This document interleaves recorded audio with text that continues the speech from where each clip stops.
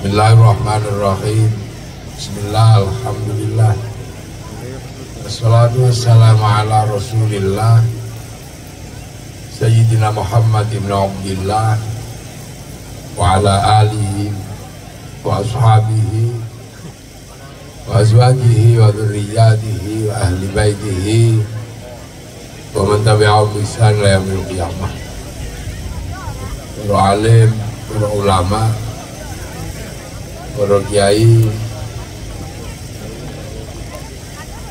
para sepuh, bisepuh, patimuan, Pak Camat, Kapolsek,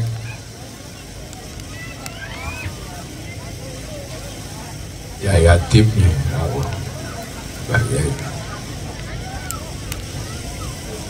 Yai Sotiran, para hadirin wal hadirat ingkang mulia. Kaca pemuda Pancasila. Banser karo pemuda Pancasila. Di komplit.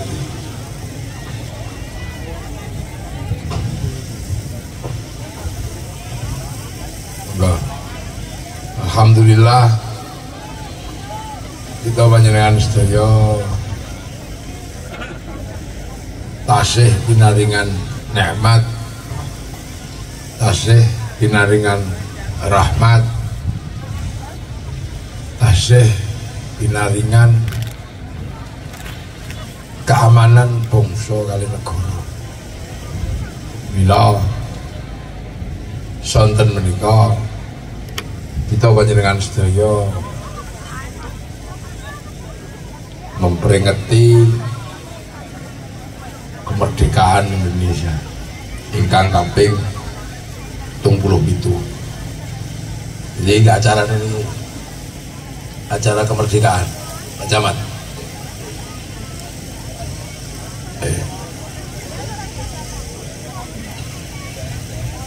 Terus kita bisa menikmati kemerdekaan itu adalah sebuah nikmat yang luar biasa. Bisa berkumpul, lorong jauh sekali, bisa bersikap sebagaimana manusia merdeka, sebagaimana bangsa merdeka. Mila kemerdekaan ini diperjuangkan. Terus kita saat ini iso ngrasakno duwe sawah, iso ngrasakno duwe keluarga, saged ngrasakno nikmate duwe dalan, nikmatnya punya kehidupan itu karena kemerdekaan. Mila kemerdekaan ini diperjuangkan. Jadi mboten kok terus moro-moro onten niku mboten. Oke, sampean tak kei contoh. Sampean tak kei contoh. Kemerdekaan panjenengan wis ora krasa. Niki. Kei contoh niki kemerdekaan niki. Niki namine bendera merah putih. Niki wau regane pinten, Bu? 10.000. Saat ini regane 10.000. Tapi pengen gadah merah putih niki. Merah putih sing dicencang tenggene tiang. Iki sampeyan nek kepengin ngerti. Niki ratusan ribu nyawa. Pengen duwe niki tak. Niki ratusan ribu nyawa berkorban untuk tegaknya merah putih. Contoh nih Pak, sing teng arep pulau tak gawe contoh. Jadi Indonesia itu punya bendera, namanya bendera merah putih. Sak seneng-senengi sampean karo gendera bal-balan. Itu tidak boleh kemudian mengalahkan merah putih. Gendera NU ya gak iso ngalahno merah putih. Wong NU niku genderane wong NU tok. Wong Muhammadiyah ya moh karo gendera NU. Kita wong MTA mboten kurun ngake gendera NU. Gendera NU niku genderane wong NU. Napa malih gendera la ilaha illallah sing warnane kuning. Niku namanya genderane wong mati. Sampeyan ngenggo ya moh, ndak mau. Gendera la ilaha illallah sing warnane ireng, adeg niku genderane disebut Tahrir. Ndak bisa disandingkan dengan merah putih karena merah putih adalah genderane wong dari Sabang sampai Merauke. Kenapa ini ada? Karena ini diperjuangkan dengan darah dan nyawa. Wong Jawa nih, begitu mengibarkan merah putih, mesti digoleki londo. Dan taruhannya nek nyekel merah putih mati. Mila wong Jawa ora kurang akal dulu. Nek bikin rumah, nek ndamel omah dikei merah putih. Londo curiga dengan mata-matanya, ini pasti untuk kemerdekaan. Wong Jawa ndak kurang akal. Cagake omah diparingi tebu. Lho kok ana tebune? Masih curiga cagak sijine diparingi klopo. Masih curiga cagak sijine diparingi gedang. Masih curiga cagak sijine diparingi pari. Masih curiga sisuke teko sak kanca nggawa tumpeng karo ingkung. Jare londo wong Jawa arep mangane angel. Tapi yang tidak diketahui Belanda, pada saat nasi habis, ayam dimakan habis, dan pada saatnya tiba padi mengering, tebu mengering, pisang rontok, kelapa rontok, apa yang tersisa? Merah putih tetap berkibar di dada kami, orang Indonesia. Lu carane wong Jawa pengen duwe iki tok. Tung Surabaya luwih gendeng malih. Mboten kesuwen begitu merah putih biru dipenek ngoten mawon. Diunggahi birune disuwek. Marahnya Belanda, marahnya orang-orang penjajah, mboten umum nesune. Sampai kemudian terjadi perang besar perkara napa pengen duwe merah putih. Pengen duwe ini kita. Sampai akhirnya terjadi perang. Jenderal Sekutu mati. Men perkara niki awal. Akhirnya apa? Kiai Hasyim Asy'ari bikin seruan perang tanggal 22 Oktober yang dikenal dengan resolusi jihad, dan dari 22 Oktober seruan perang lahir peristiwa 10 November. Berapa ratus ribu manusia meninggal demi pengen duwe merah putih. Inilah harga diri bangsa kita. Dan merah putih direbut bukan untuk disembah, tapi ini adalah simbol harga diri bangsa. Mulane ana wong ngarani merah putih itu untuk disembah. Dia mengatakan itu bid'ah, itu musyrik hormat merah putih. Sementara merah putih sekarang tidak minta nyawa, mek njaluk tangan diangkat hormat merah putih. Nek ana wong di pikiran ngono, iki mesti zaman perang, Mbah Buyute turu ra melu perang. Jangan-jangan parseliyane perang dek Bandar Dadu. Pengen duwe merah putih. Betapa dulu ini minta nyawa.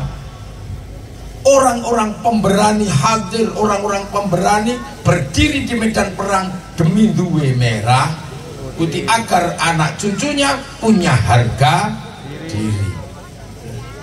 Merah putih. Makanya biyen wong-wong hebat.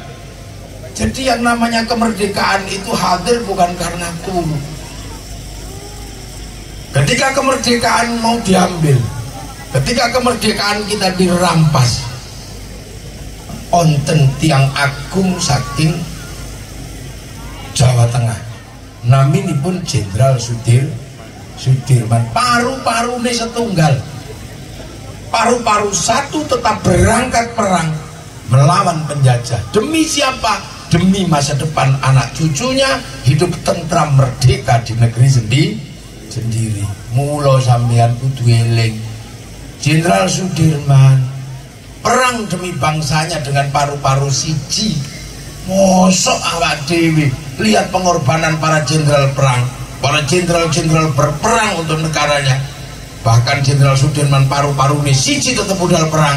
Mosok awak dewi kadang gudiken BPJS rong mudun ngamuk terhadap Indonesia. Ora imbang blas. Ya. Ketika Bung Karno menyatakan atas nama bangsa Indonesia, Soekarno-Hatta. Ketika Bung Karno mengatasnamakan atas nama bangsa Indonesia, Belanda bertanya, negara mana yang berdaulat, yang menyerahkan kedaulatannya untuk Indonesia?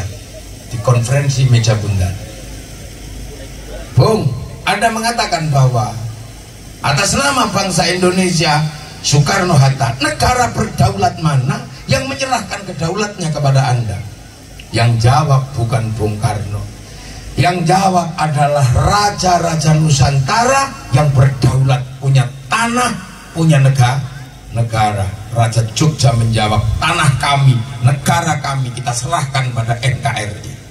Raja Solo mengatakan yang sama. Raja Aceh, Raja Palembang, Raja Kalimantan, Raja Sulawesi, seluruh raja-raja mengatakan tanah kami untuk NKRI. Raja Jogja dari Purworejo sampai Ponorogo. Kenapa kita tidak bisa mengambil sikap seperti itu? Hari ini tanah kita digusur 1 meter untuk pengembangan jalan ribute sampai Mahkamah Agung. Tidak kelas sama sekali. Makanya kita tidak pernah disebut pahlawan. Mental kita semakin kesini tidak pernah berpikir untuk bangsa. Bung Karno dididik di Belanda menjadi orang terbaik di Belanda, murid Indonesia yang terbaik di pendidikan Belanda. Ketika pulang, ketika Bung Karno tiba-tiba memilih saya menjadi pegawainya Belanda, urusannya beres. Menjadi manusia yang kemudian ikut Belanda dalam oportunisnya, beres hidupnya Bung Karno. Tapi Bung Karno tidak memilih hidup bersama Belanda, tapi memilih hidup di depan rakyat, memerdekakan bangsa Indonesia. Ini perjuangan. Itu sampean kira bangsa ini berdiri karena turu, itu jangan dikira. Dan hari ini bangsa kita bisa membuktikan kepada dunia bahwa ada sesuatu yang sangat istimewa yang dimiliki bangsa Indonesia. Apa? Bangsa Arab satu bangsa bersepakat pecah jadi puluhan negara. Bangsa Eropa satu bangsa bersepakat pecah jadi puluhan negara. Tapi kita puluhan bangsa, puluhan suku dan agama bersepakat dalam satu negara kesatuan Republik Indonesia. Ini yang tidak pernah dimiliki oleh bangsa yang lain. Makanya kemudian semua bertanya, siapa sebenarnya peletak dasar kebersamaan di Indonesia? Kebersamaan di Indonesia adalah sesuatu yang kita miliki yang luar biasa. Semangat persatuan itu sudah ada. Bahkan semenjak sebelum Indonesia berdiri, semenjak di zaman Nusantara, bangsa kita sudah punya semangat persatuan. Kita sudah mengenal semangat Bhinneka Tunggal Ika, berbeda-beda tetapi tetap satu jua. Kenapa? Karena bangsa ini punya pengalaman yang luar biasa. Pengalaman sebagai bangsa yang selalu didatangi oleh bangsa lain.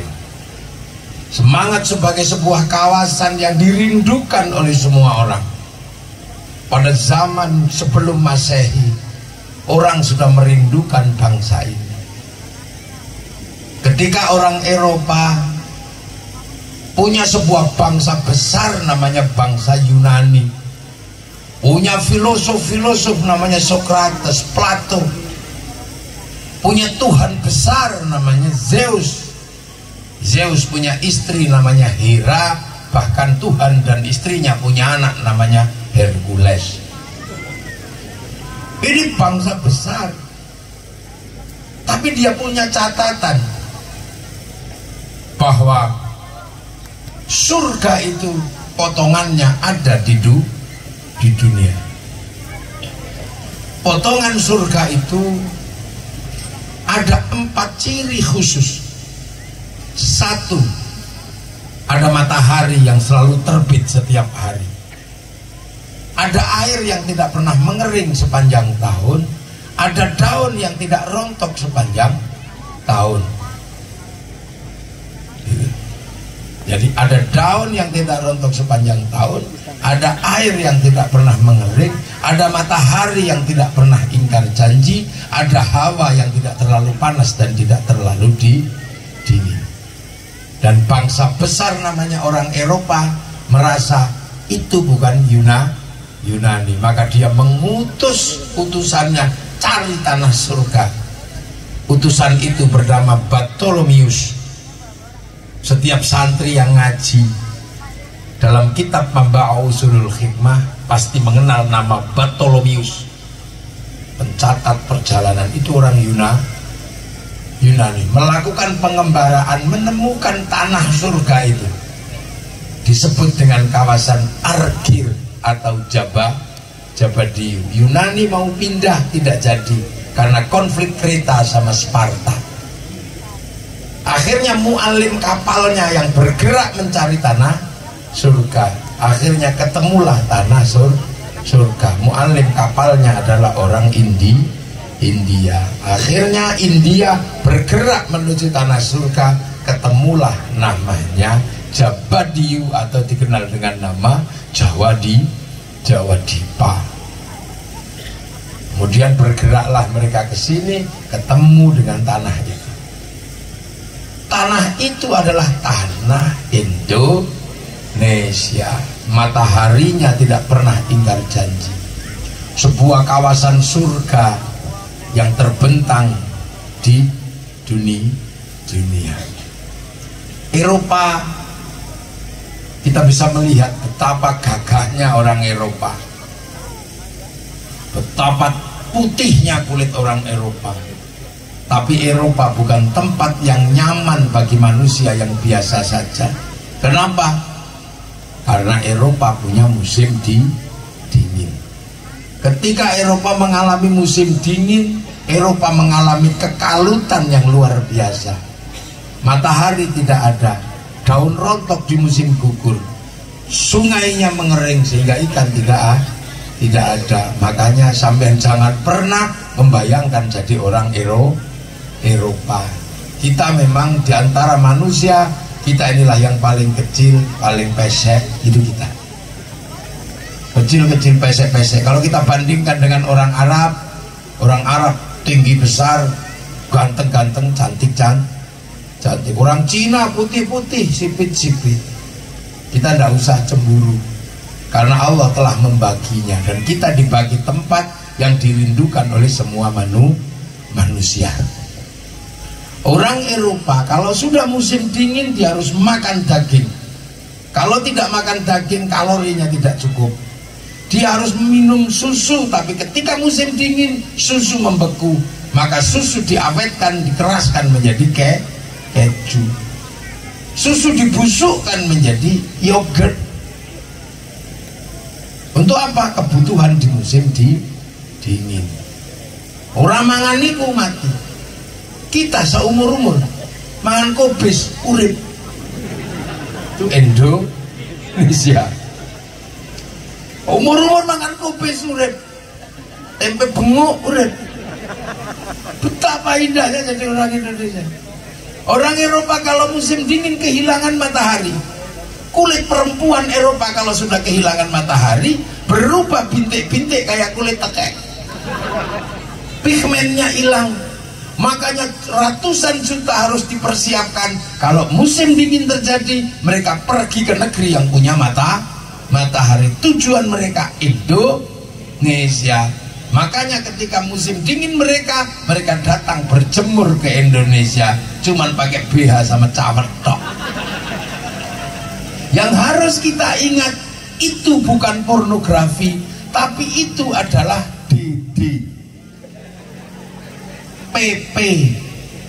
Ya, itu berjemur, bukan pornografi. Maka kita jangan salah paham. Makanya pemerintah jangan pernah membuat kebijakan peraturan dengan sebuah dasar undang-undang, turis masuk ke Indonesia harus pakai jilbab. Ini harus kita paham. Kita punya bangsa. Sementara kita setiap hari bisa melihat matahari. Makanya orang Eropa kalau matahari terbit pertama kali, dia tunggu di balkon-balkon menunggu matahari terbit. Adalah keindahan luar biasa, karena mereka ditinggalkan pergi matahari. Makanya ngapain kita ikut-ikut lihat matahari terbit? Mana nak lihat matahari terbit? Alasan pacaran, alasan lihat matahari terbit. Mereka merindukan orang kayak kita. Orang Eropa kalau musim dingin gak punya daun. Seluruh daun rontok di musim gugur. Satu-satunya daun yang tidak rontok adalah daun cemara. Makanya mereka tidak bisa nyayur cemara. Loh, makanya di bulan Desember hari raya Natal hanya daun cemara yang tidak rontok. Makanya oleh orang Nasrani daun cemara dihias menjadi pohon Natal. Bukan saking hebatnya daun cemara, ya daun itu aja yang gak rontok di bulan Desember. Makanya seandainya Natal itu asli Indonesia, bisa daun jambu, bisa daun mangga, bisa daun apa saja. Makanya bisa daun bayem. Makanya nggak usah marah. Jangan tanam cemara di depan masjid kami. Itu pohon Kristen. Semenjak kapan pohon punya agama? Pahami. Mulailah kita pahami. Nah, jadi mulai kita pahami seperti itu. Orang Eropa kalau musim dingin butuh pemanas, musim panas butuh pendingin.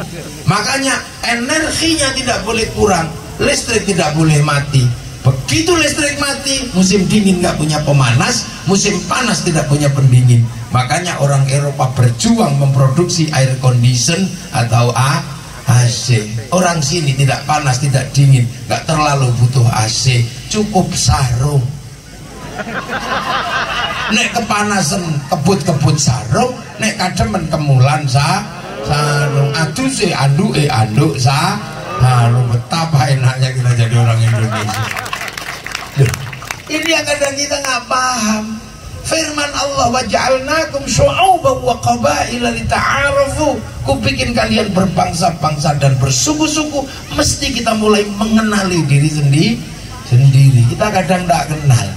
Makanya tiba-tiba kita merindukan jadi orang Eropa, rambut hitam di merah-merah, dicet abang akhir dari LKMD londo komengen dasi. Ini kesadaran berbangsa. Nah, ini kita berbicara Eropa. Makanya Eropa dari dulu menjadi bangsa ekspansionis, menyerang ke sana. Untuk apa? Bertahan di musim dingin. Makanya mereka pikir teknologi, pikir apa, karena ada musim dingin. Musim dingin sesuatu yang sangat mengerikan di Eropa. Kita nyaman, gak panas, gak dingin. Bahkan di alun-alun Patimuan kita merasakan hawa dingin yang luar biasa. Itulah Indonesia. Sampai berbicara tentang bangsa yang ganteng satu lagi, namanya bangsa Arab. Panasnya luar biasa. Air tidak ada, pohon tidak ada. Makanya satu pohon untuk berteduh bisa perang antar suku, karena nggak punya pilihan lain. Di sini satu pohon nggak boleh tempat berteduh, cari pohon yang lain gampang.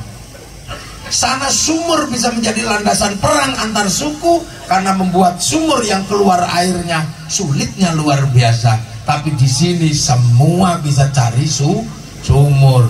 Makanya ketika Mongolia menyerang Arab, sungainya diracun, semuanya mati karena sumber air dari Sungai Mongolia masuk sini, diajar sama Kertanegara habis karena kita tidak bisa diracun oleh sungai karena kita punya sumber air sendiri-sendiri di dalam sumur.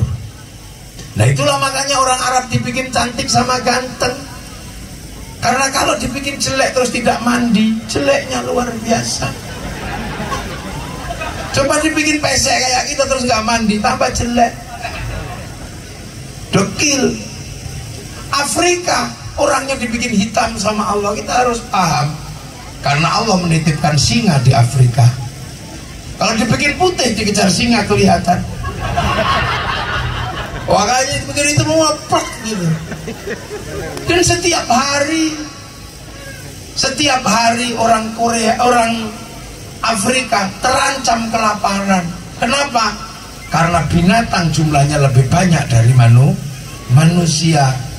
Nanam jagung habis dimakan betet karena betet Amerika besarnya segede mentok, namanya makau. Orang Afrika nanam padi habis dimakan burung emprit karena burung emprit Afrika jumlahnya jutaan, diekspor ke Indonesia satu harganya 30 juta, namanya black strut. Ini orang Afrika. Nanam telo habis dimakan celeng, nanam pisang habis dimakan monyet karena monyet Afrika gedenya sak sapi, sekali makan sak tandan, namanya gorila. Bangsa yang tidak nyaman. Orang Cina sekarang menjadi trending topik sebagai bangsa masa depan karena cadangan kekayaannya luar biasa. Tapi orang Cina kenapa sipit-sipit? Salah satunya adalah karena kalau musim dingin salju turun, mataharinya keluar, silaunya luar biasa, gini sipit. Dan orang Cina gampang mana, lempari katok udah beranak. Makanya sekarang populasi orang Cina luar biasa banyak, hampir 2 miliar manusia. Makanya sekarang Cina dilanda ancaman kekurangan makan. Duit punya tapi barang tidak ada. Ancaman negara semuanya ada. Jadi jangan dikira semuanya tidak sedang terancam bangsa. Makanya kita ini menjadi bangsa yang paling nyaman. Gak punya uang pergi ke sungai bawa setrum, hidup bangsa ini. Makanya ini jangan main-main, kita punya. Nah itu loh, makanya kita ini punya kebiasaan tidak suka marah, tidak suka emosi. Kenapa? Karena orang surga adalah orang yang damai, orang yang tentram, orang yang santun. Kita punya bahasa yang indah, kita punya sopan santun yang berbeda dengan bangsa lain. Dan itulah modal kita menjadi orang Indonesia, bersatu. Makanya kita sebagai orang Islam pun diajarkan bagaimana menghargai Indonesia yang awalnya juga sudah bersatu. Makanya ketika itu kaum muslimin yang jumlahnya paling besar menghargai persatuan dengan cara apa? Menerapkan konsep yang diajarkan Rasulullah, kullukum ra'in wa kullukum mas'ulun an ra'iyati. Kita semua adalah pemimpin dan saling bertanggung jawab antara yang memimpin dan yang dipimpin. Maka kita menerapkan konsep ra'iyah, hidup berbeda-beda tapi saling bertanggung jawab. Ra'iyah itulah yang akhirnya diserap ke bahasa Indonesia menjadi rakyat. Rakyat adalah manusia yang hidup berbeda agama, berbeda suku, tapi saling bertanggung jawab.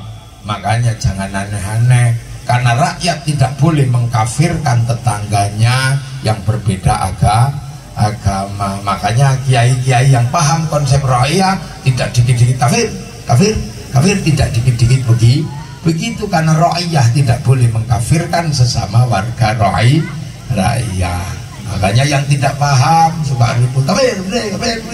Sampai pilpres saja dianggap perang badar. Padahal pilpres itu kelanjutannya pilkades, kelanjutannya pilbub, kelanjutannya pilgub, kelas nasional pilpres, pesta demokrasi. Biasa namanya pesta ya ono dangdute kadang. bahkan ada duitnya. Cuma namanya aja yang beda. Kalau diterima orang biasa namanya uang bensin, diterima bangunan namanya sumbangan, terima kiai namanya bisyarah. Jadi gak jadi ribet. Oh, ini perang Badar, perang apa? Nah, kita indah. Makanya Ra'iyah ini bersatu. Kaum muslimin yang mayoritas melindungi yang lain, karena kita menerapkan konsep Ra'iyah atau rakyat. Makanya Ra'iyah itu kalau ngumpul namanya musyarakah, yang dikenal dengan bahasa masyarakat. Lah kalau sudah terjadi perbedaan paham, musyarakah harus melakukan musyawarah, wasyawirhum fil amri. Jadi bermusyawarah dalam setiap persoalan. Loh, itu bahasa Al-Quran semua. Makanya kerakyatan yang dipimpin oleh hikmah, kebijaksanaan dalam permusyawaratan. Dan akhirnya konsep ini menjadi konsep baku yang akhirnya lahirlah NKRI, Negara Kesatuan Republik Indonesia. Daerahnya para ra'iyah disebut wilayah karena dulu yang mengembangkan konsep ini adalah para wali. Makanya ketika wilayah menjadi NKRI, penerus para wali selalu mengatakan NKRI harga mati. Loh, makanya kita jaga selalu persatuan ini, kan gitu. Nah, pemimpin tertinggi NKRI siapa? Majelis Permusyawaratan Rakyat, Dewan Perwakilan Rakyat. Mau struktur negara paling Islam di mana kalau bukan di Indonesia? Ini kan sebuah sistem. Makanya kita jaga NKRI ini, persatuan kita jaga. Makanya kiai-kiai selalu menjaga setiap apa saja bagaimana menjadi landasan kebersamaan. Makanya agama di Indonesia ini selalu mengajarkan persatuan, kecuali kalau memang orang-orang yang tidak paham selalu mengajarkan perbedaan. Itu kita bersatu berapa kali dalam setahun sampai nggak bisa ngitung. Ketika kita puasa, kita bersatu dengan siapa? Dengan yang jual mercon, kita bersatu. Bangunin sholat, bangunin sahur. Ketika kita mudik menjadi alat persatuan, maskapai, alat transportasi, apapun berputar. Setelah itu halal orang bersatu di kampungnya, di RT-nya, di muter sampai satu bulan. Nah, kalau sudah seperti itu semua diserap menjadi kekuatan bangsa. Yang jual nasi laku, yang jual son laku, yang jual terop laku, yang jual sepanduk laku. Roda ekonomi berputar. Halal bihalal semua terserap. Setelah halal bihalal, agama kita mengajarkan apa? Persatuan di bulan Dzulqa'dah. Apa yang terjadi? Bersatu untuk walimatus safar, pamitan haji, besek laku, sajadah laku, apa saja laku.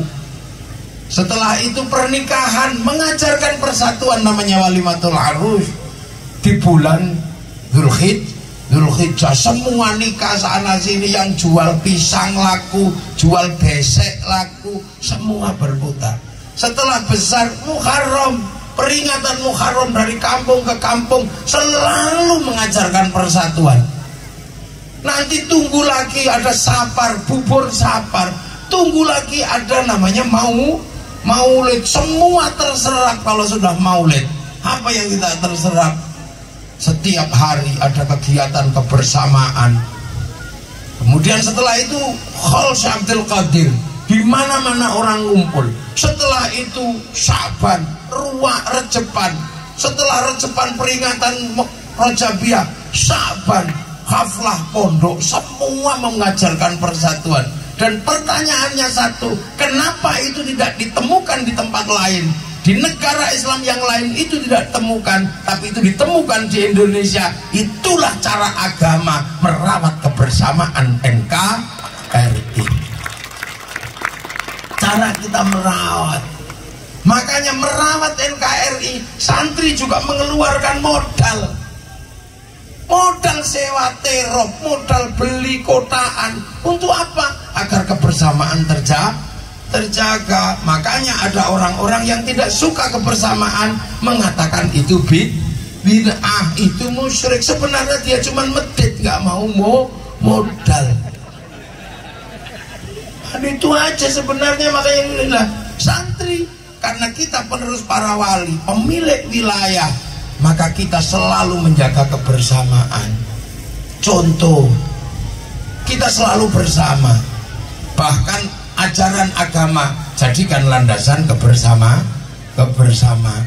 Zikir, berdoa itu sebenarnya sendiri-sendiri juga bisa. Sendiri-sendiri berdoa bisa, tapi di tangan para ulama berdoa tidak pernah meninggalkan jamaah ahli sunnah wal jamaah, menjalankan sunnah beserta jamaahnya. Makanya santri kiai kalau berdoa hanya kiainya yang berdoa terlihat persatuan di situ. Kiainya berdoa Bismillahirrahmanirrahim, alhamdulillah ingkungiana, alhamdulillah tumpengiana, alhamdulillah duitiana, alhamdulillah anak kabeh Allah, alhamdulillah anak ono kabeh. Itu santrinya cuma amin, amin, amin. Nanti kalau kelamaan amin, kiainya harus paham langsung walhamdulillahirabbil alamin. Itu semangat kebersamaan seperti itu di tempat lain sudah nggak ada. Bahkan doa bersama disebut bid'ah, doanya sendiri-sendiri. Orang diajarkan berpisah dari jamaah sendiri-sendiri. Gitu. Bunyi juga nggak boleh. Akhirnya kasihan yang nggak mendengar, nggak bisa menirukan. Maka sampean jangan ikut kelompok yang ajarannya begitu. Sampai kiamat juga nggak bisa zikir karena nggak pernah dengar. Lu akhirnya kemudian yang berzikir, yang berdoa semuanya tambah banyak. Pengen ikut, saya ikut berdoa. Akhirnya sama para ulama, ya sudah kalau gitu kita kumpul di alun-alun Cilacap. Kita bergerak ke alun-alun. Jadilah zikir akbar Kabupaten Cilacap, Istighosah Kubro Kabupaten Cilacap. Kalau sudah seperti itu, apa sampean tanya? Semua terserap ini beragama apa? Enggak ada yang tanya. Bakul bakso datang ke alun-alun, tukang teh datang, roda ekonomi berputar tanpa bertanya agomomu opo. Itulah persatuan yang dibawa oleh para ulama. Teko kabeh di alun-alun bersama, bakul bakso, bakul es teh, bakul aqua, teko kabeh, bakul nopo niku sepombok menika, teko kabeh, arum manis, kopi, teko kabeh tanpa bertanya agamamu apa, karena ro'iyah bersatu untuk NKRI. Roda ekonomi berputar, kerjasama antar rakyat terjadi, kebersamaan terjaga. Ono modale kan gawe pengajian itu ya ono modale. Makanya seluruh pekerjaan menjaga NKRI dibiayai oleh rakyat. Rakyatnya membiayai NKRI untuk menjaga persatuan. Tapi balik meneh wong medit mesti mengatakan itu bid'ah. Wong panjene tak mau jaga. Sholawat, sampeyan lihat sholawat. Sholawat itu terserah sampai mau bersolawat model apa. Yang penting itu adalah kerinduan kita kepada Rasulullah. Orang Arab yang turunan Arab, sholawatannya model Arab. Marhaban ya nurul aini, marhaban, marhaban, marhaban, jantal Husaini, Allah marhaban, marhaban. Itu sing santri yang ngono. Tapi sing wong Cilacap sholawatannya ya kayak Cilacap. Ya Rasulullah salamun alaik dadadeng dadadeng. Ya Rafi Aisyah. Ya nyantol langsung. Ya Rasulullah. Tanadeng, tanadeng.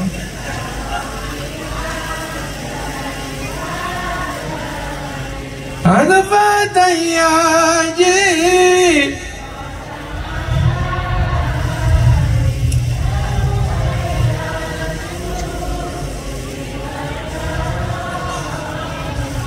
Ya wailal jud.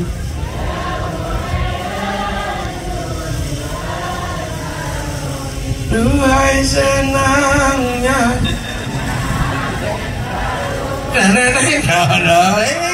Cilacap. Enggak. Yang lagi putus cinta punya gaya sendiri. Itu. Kalau sih lagi putus cinta, kalau ada gaya sholawatan ya betul. Ya Nabi salam. Ya Rasul salam. Ya Habib salam. Sholawatullah. Ya narap cerita. Ini yang putus-putus cinta punya gaya sendiri-sendiri selawat. Yang orang Sunda punya gaya sendiri. Sundanan ya Rasulullah salam. Ya Rafi'an syaniwan. Ana fadaya jiratan. Ya Hailal. Eslilin macet.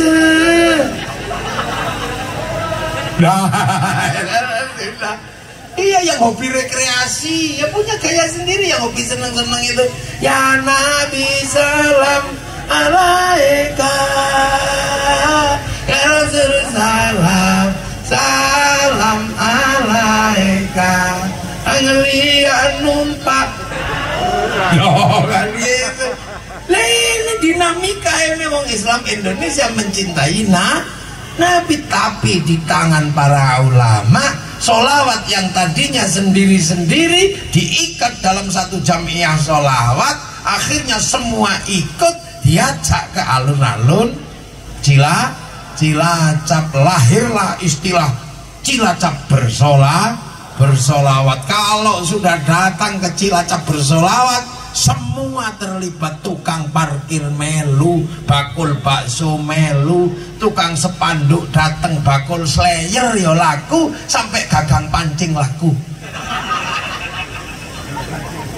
Loh, roda ekonomi berputar. Iki lo agama merawat kebersamaan.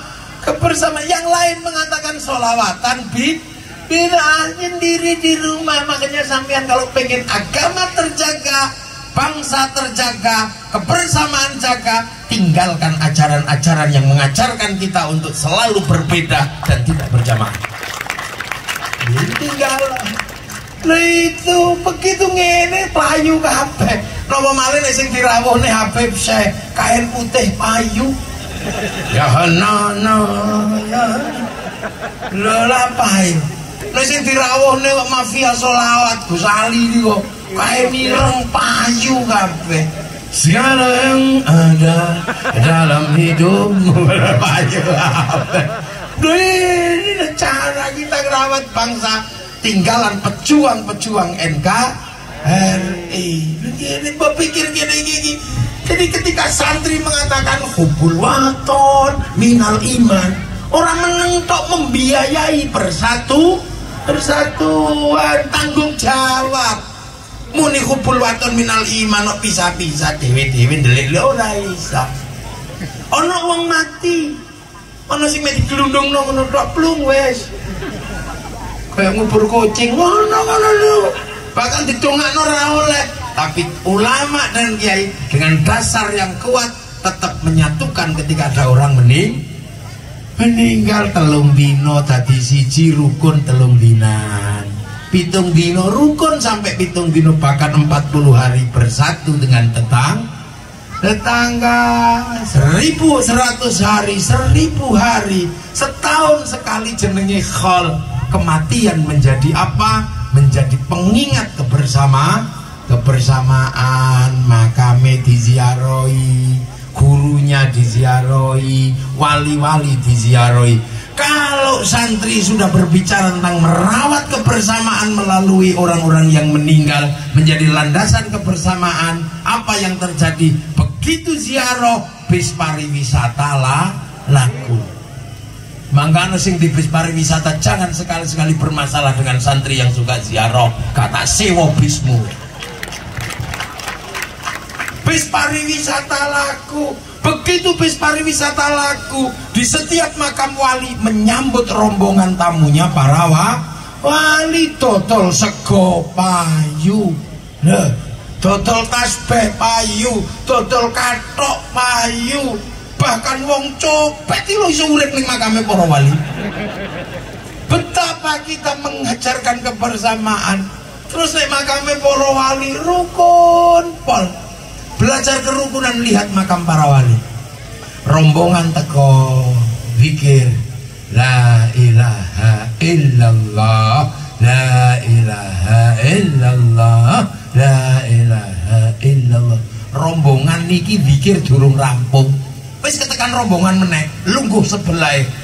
La ilaha illallah, la ilaha illallah, la ilaha illallah. Ora protes sebelah ini. Niku dorong rampung rombongan sebelahnya datang. Kiai tuwa ngono ila kadroti nabiyil mustofa Muhammadin sallallahu alaihi wasallam al-fatihah.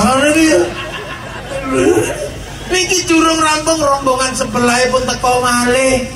Pun teko nunggu. Begitu longgo ibadallah rijalallah aghizuna li ajalillah wakono'aunana lillah azanallah bifadlillah. Rukun orang sing protes. Di tengah sing liyane zikir, sing liyane selawat, ana cah lanang situk tok teko. Kelihatan oleh hati lapo bocah iki kok ijenan iki. Koncone nandi. Ternyata nyangkluk speaker cilik. Rombongan saking Patinuan ditunggu di bis. Ngono kira ribet. Betapa itu terjadi. Akhirnya orang Patinuan ziarah ke Surabaya, menziarahi Sunan Ampel.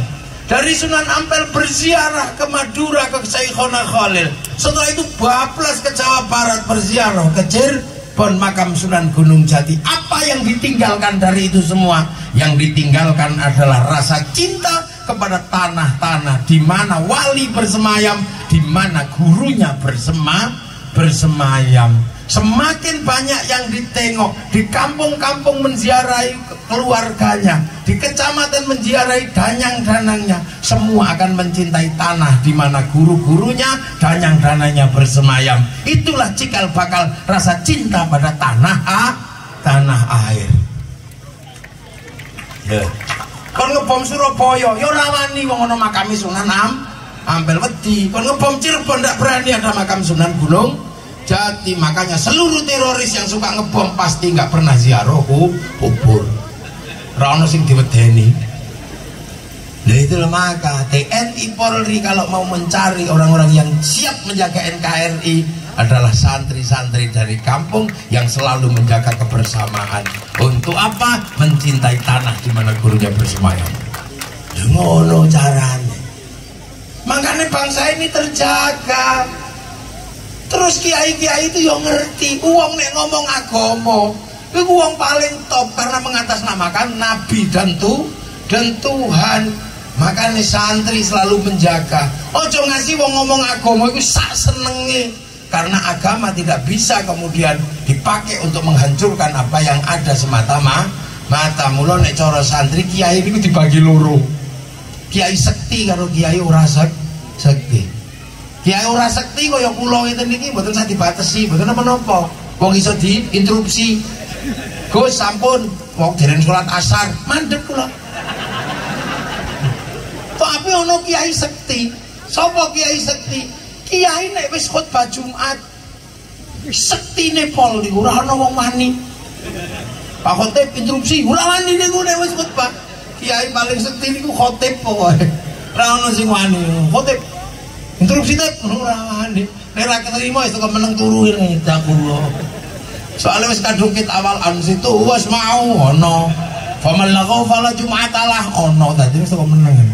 Makanya agar khotib yang absolut gak bisa diinterupsi niki supaya tenang dan terkontrol, nek khutbah dicekeli tongkat kon moco tek. Nah, akhirnya begitu moco tek karo nyekel tongkat orang mungkin nesu. Wong nyekel tongkat ngarep ngene-ngene tongkatnya guling. Tongkatnya gelundung jatuh tongkatnya. Makanya orang yang khutbah dengan tongkat pati santun, ittaqullah, ittaqullah, ittaqullah. Begitu tongkat dibid'ahkan, maka yang terjadi adalah apa? Orang pidato nggak bisa dikontrol karena tangannya bisa leluasa. Saudara Jokowi gitu. Makanya sampai nek golek masjid sing ribet mesti golek sing ra ono tongkat. Tongkat gitu. Lu tepuk tangan sih banter gak suka-suka gak apa-apa. Dengar itu caranya. Akhirnya bangsa ini terjaga, bangsanya terjaga, dan kita sadar betul wilayah persatuan. Makanya ketika diajak ngomong sesuatu yang menghindari persatuan, santri mau. Dan negara-negara yang mau membicarakan itu pasti hancur. Suriah itu negara maju, pendapatan per kapitanya surplus. Begitu mau diajak ngomong khilafah, hancur bangsanya, remuk sekarang. Libya, begitu diajak ngomong khilafah, remuk. Indonesia diajak ngomong khilafah, ora. Loh, kenapa kiai kok gak mau ngomong khilafah? Ikut tanda-tanda kiamat. Oh, tanda-tanda kiamat kok bakas. Enggak. Sesuk wayahe teko ya mesti teko-teko dhewe. Kaya uwan rasa mbok bakas wayahe tuwek ya tuwek-tuwek dhewe. Ngono kiai. Nah, makanya begitu, ini bendera tauhid, ora itu bendera Hizbut Tahrir. Tapi kamu kalau anti bendera tauhid, bendera la ilaha illallah, kamu anti la ilaha illallah. Ora wong aku tahlilan ya la ilaha illallah. Disi aku bangane kowe. Aku wis tahlilan kowe lagi nggawa gendera. Telat nih tekamu. Ono. Telat nih teko, lagi teko kok medhidhi tempiling. Tapi ini bendera la ilaha illallah. Iya aku yang duwe nek ana wong mati tak tutupi gendera iku. Tapi kamu aja ora usah ngeyel. Aku ya mau genderane PKI Palu Arit. Tapi kowe ngerti ora? Aku nek ning sawah yo nganggo arit, lunga nukang yo nganggo palu. Tapi nek gendera mah. Wah, itu jawaban. Kita indah, makanya kita ini selamat.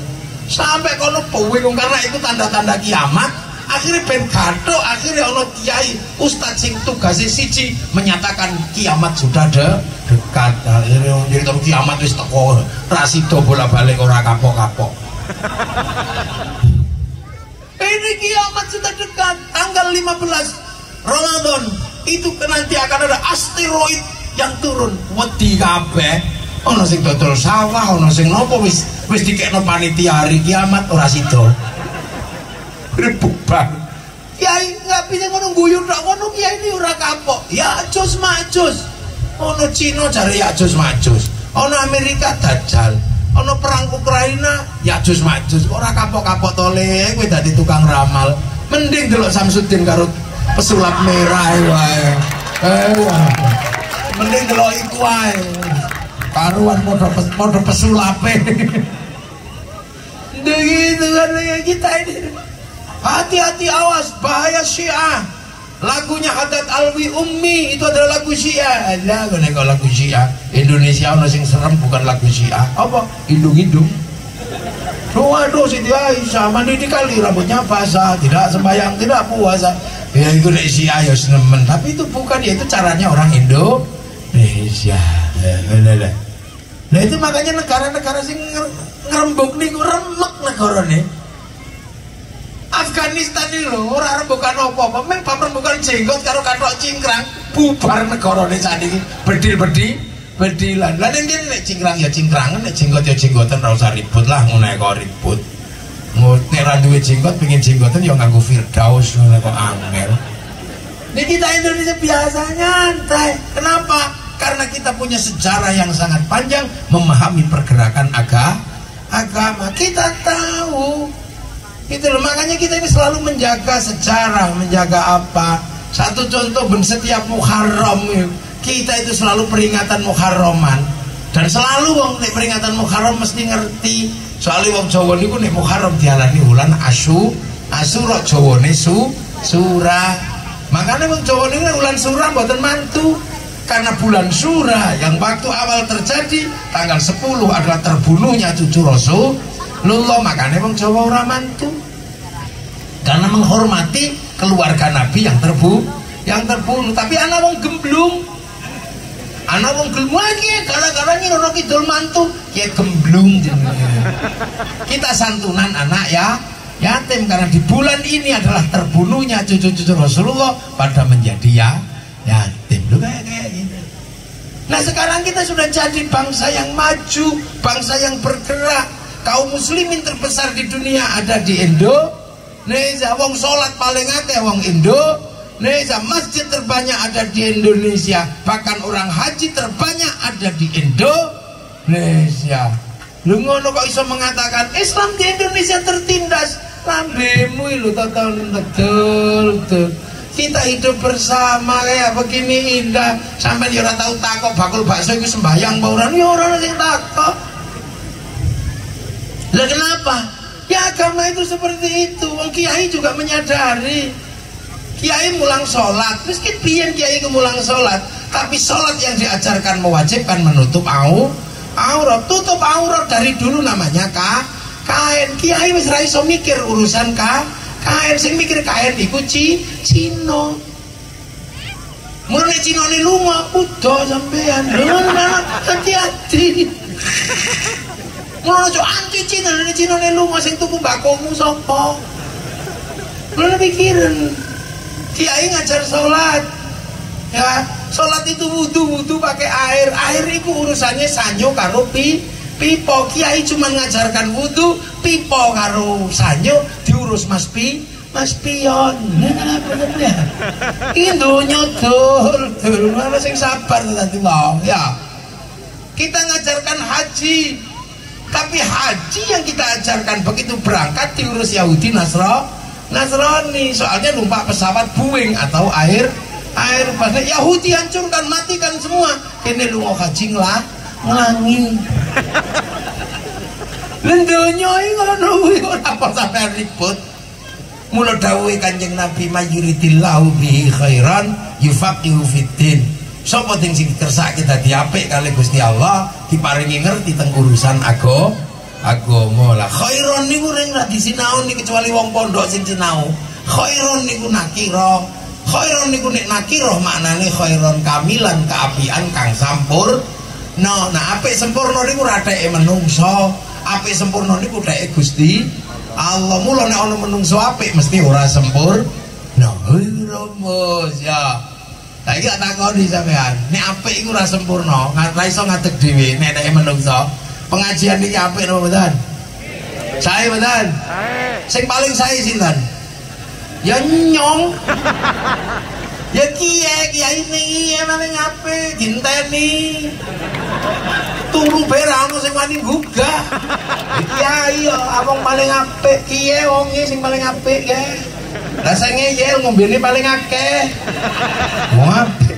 Tapi kulo disuguhi larutan penyegar. Nanya banser rasanya. Kalau niku mangkel langgar ngaji kok disuguh larutan penyegar. Niki suudon. Rumang samu kiai iki panas dalam.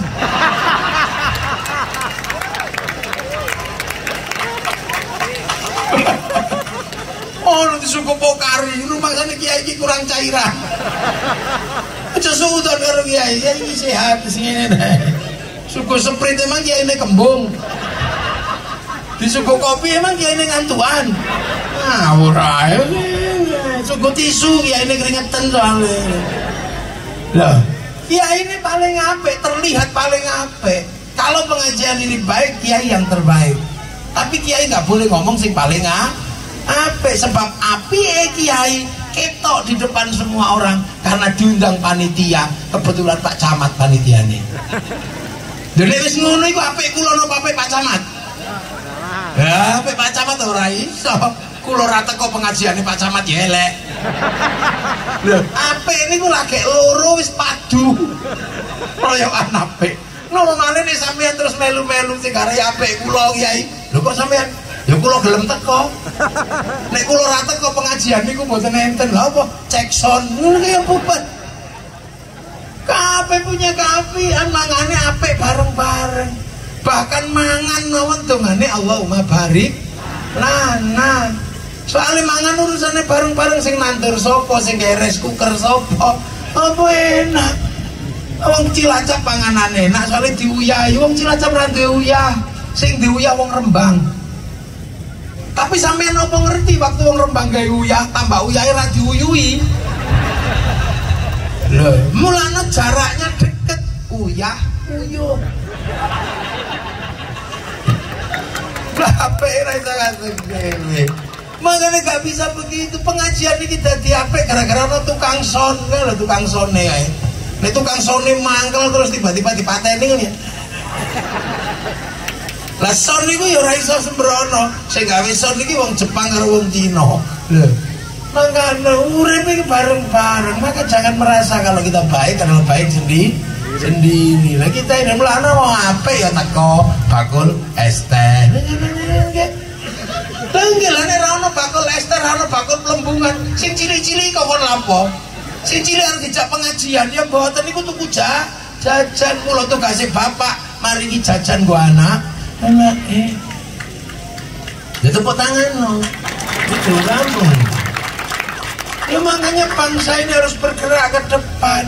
Nah sekarang bangsa yang sudah kita nikmati ada tiangnya. Ono cagake. Apa cagake negara? Wong wedok almar'atu aimadul bilad idza saluhat saluhal bilad wa idza fasadat fasadal bilad.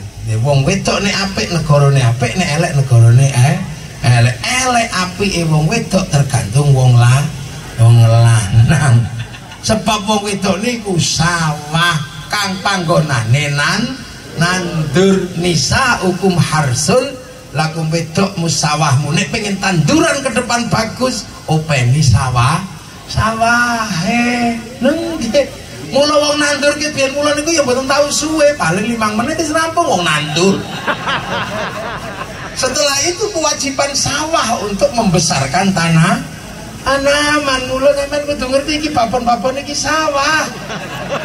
Lho, sampean pengen sawahe apik dandani, pengen tukulane apik sawahe openi sing apik, pengen tukulane apik, anake pengen apik kabeh, sawahe ora tau diurus kok kepengin gawe tanduran apik. Maka perempuan kita urus. Cara pertama kita urus. Saya harap bupati, saya harap camat, lurah dahulukan kepentingan perempuan. Disekno niki. Lho niki wedok niki sawah kok. Nggih. Lha ngajeng manggene niku. Niku nek ora ngeroyok mesti ra oleh niku. Niki wong wedok niku sawah. Nah pemilih sawah niku lanang. Sampeyan nek kepengin tandurane apik openi sawah. Makane ana rumus. Sawah niku nek sampahe akeh, rumputnya terlalu banyak, tanamannya jelek. Mula wong wedok niku nek wis rusak, welek, jerawate akeh, anu gawa nang salon niku tugase wong lanang. Gawa ning salon. Sangoni. Pasangi gelang sing apik. Nggih, daster yo aja ngasih bolong-bolong. Engko lah sampean kerasan soalnya sawahe ambune wangi, warnane ambene rusak ngono ya ora peleng ya. Itu iki rumuse kandhane. Nek wis kupune mulai item-item kusem-kusem, gawa menikur pedikur. Nek gak iso nggawa nang menikur pedikur tandurno serut. Dan dikosoki kupune nganggo godhong serut. Perempuan ini sawah itu kalau ditanami pupuk harus cukup, air tidak boleh kurang. Perempuan juga sama, nek arep sampean tanduri jangan sampai kekurangan apapun. Mula sing apik nek kepengin tandurane apik pupuk yang baik, aliri yang baik. Wong wedok kudu dicekeli duit. Ngono aja sukan. Selama niki ilmu niki didelikno karo kiai. Soalnya kiai niku lanang. Enggak, sudah belak-belakan kon. Wong wedok iku sampai pengen tuku bakso ora iso garing. Tukulane kok apik kondi. Atine rekoso ngelongso. Nyanyine meng pulangkan saja. Ini negara, Kanjeng Nabi sing jamin ketika kita berbicara negara, tiangnya adalah perempuan. Perempuan ini sawah, kalau mau tanamannya bagus, sampe ngerti di sawah nih, nek ditanduri ojo diobong. Sampai tanduri kok diobong tandurane mati. Begitu juga perempuan, jangan sering dibikin sakit hati.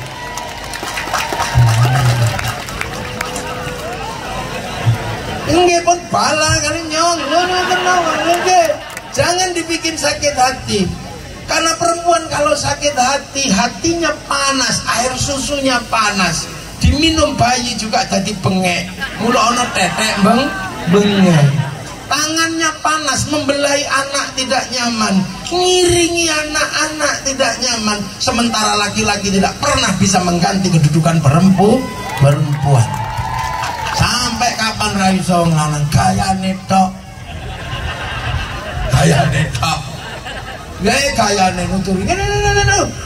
Begitu anak ini sing disini gendong anak, gendong lagi 5 menit mulet mangen. Nek wong wedok sapa 1 jam 2 jam tetep tahan ngene lho wedok. Lha mulane sampean jangan pernah mengkhianati, sakitkan hati perempuan. Kalau mau tanaman generasi bagus, jangan sakiti wanita. Rungono iku, aja meneng ae.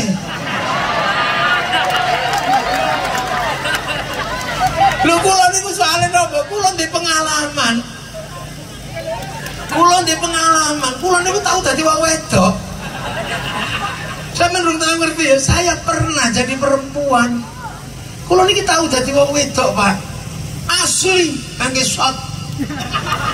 Sampai asli ngoten niku. Sampeyan tak critani kula dadi wong wedok riwayate niku. Kula wangsul ngaji. Omah niku berantakan, Masya Allah. Kula ngomel kali bojo kula. Dek, omah kok berantakan kaya ngene lho. Tapi kan iki anakmu, Mas. Lah iya Mas, ya anakku ya sing ngrewangi ya akeh kok sampe kaya ngene. Ngomel gumbul lagi head, lagi apa kok ngamuk. Akhirnya terucap dari istri saya. Sampeyan sane rung tau ngrasakno dadi wong wedok. Coba nek wis tau ngrasakno dadi wong wedok. Akhirnya kula ya emosi. Iya, aku tak ngrasakno dadi wong wedok. Akhirnya terjadilah kesepakatan hitam di atas putih. Kula bersepakat, ya wis aku genti dadi wong wedok 24 jam.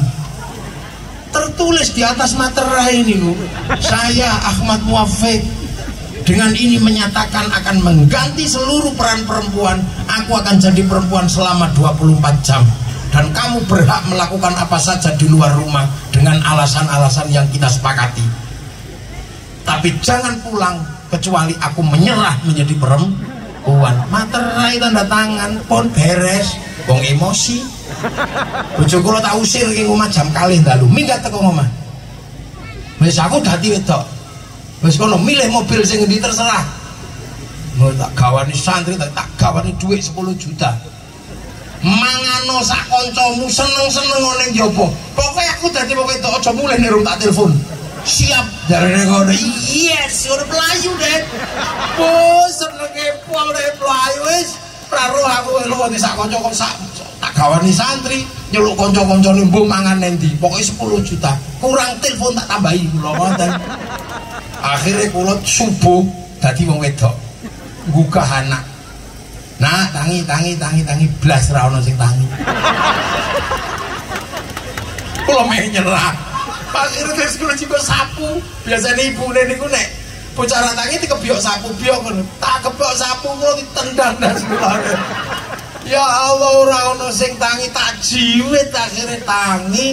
Ono sing medhun go pempes karo nangis, stres kula rasane. Ya Allah, kula mulai merasa berdosa kula niku. Akhirnya adus, tak jejer, nangis banyune kepanasan. Wah, akhirnya ya Allah merah ngono abang tak tangis ya Allah nak salahin bapak. Terus sampai situ wayahe mangan tak jejer terus didulang ngeten niki. Ono situ ngono kegeden jarene niku ya. Akhirnya begitu wayahe sekolah gagal sekolah gara-gara kula niku ora ngerti sing sepatune iki sing ngendi niku ora ana kula. Anak kula. Akhirnya rasito sekolah, begitu gagal sekolah, ya Allah remote pecah, TV ditutup, tembok dicet karo lipstik gara-gara mak kundi kula ya Allah ana sing ngisi ngisor TV.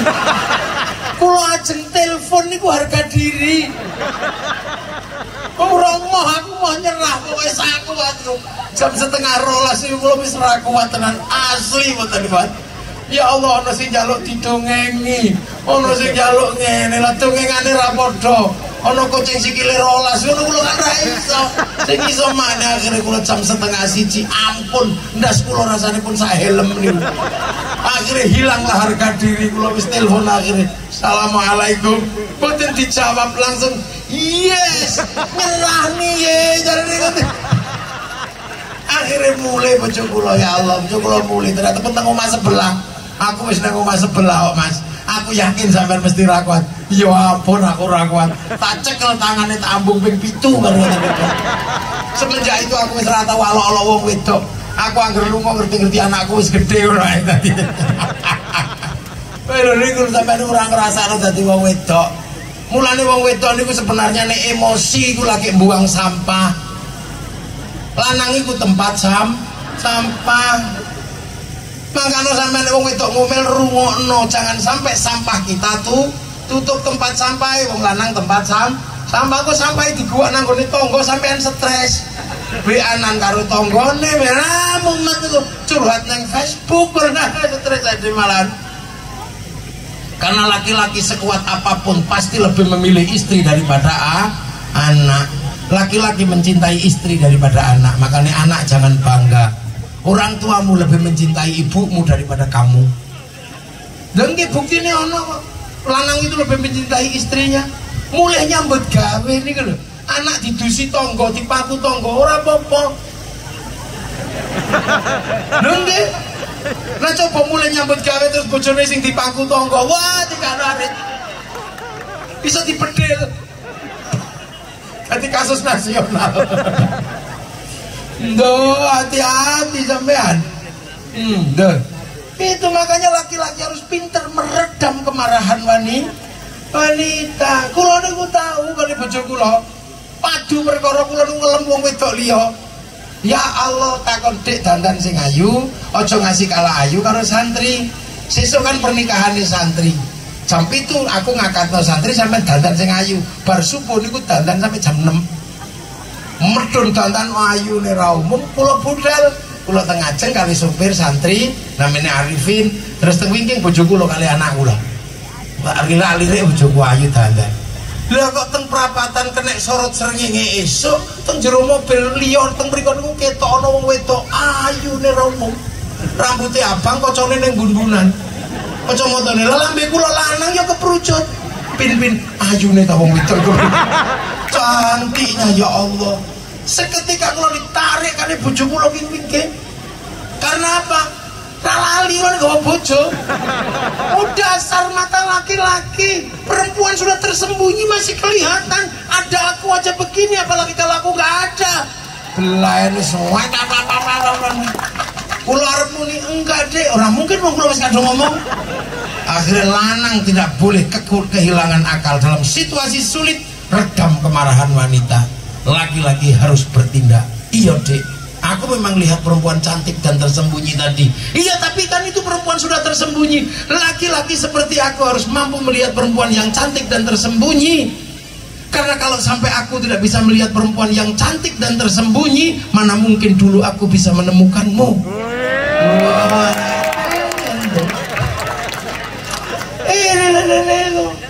Ono ae lah ya iya lanang. Makanya wong lanang-lanang iki kudu ngerti.